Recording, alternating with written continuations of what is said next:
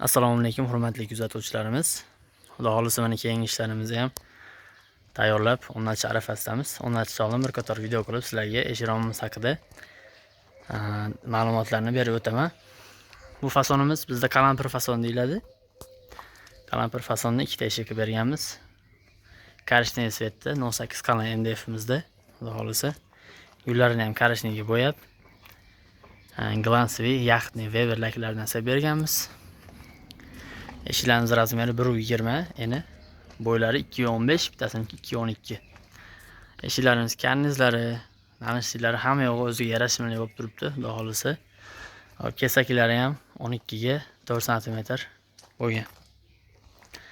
Zamonlarimiz 3 ta oshma mashinalarimiz bor. Eshiklarimiz yopganda ovoz chiqmasligi uchun, daraxtlamasligi uchun bunda rezinka qilib berganmiz. Oynalarimiz oq yevreka gullik. Ichkari ko'rinmasligi uchun gulli oynalar solib, bonni germetidan qatirib berganmiz. Xo'p. Eshiklarimizni hammasidan ham narx qiziq. Zamonlari ponni shunaqa fasonda ustolar qilib berishi mumkin, lekin biz aytgan narxda hech qayerdan xudo xolisa topa olmaysizlar. 850 ming so'm ham demaymiz, 830 ming so'm ham demaymiz, 800 ming so'm ham demaymiz. Ularimizni kvadratini 750 ming so'mdan xudo xolisa qilib beramiz. Xohlagan ustalarga, Shirom ustasiga bemalol tekshirtirib olishi mumkin. 100% original mahsulot.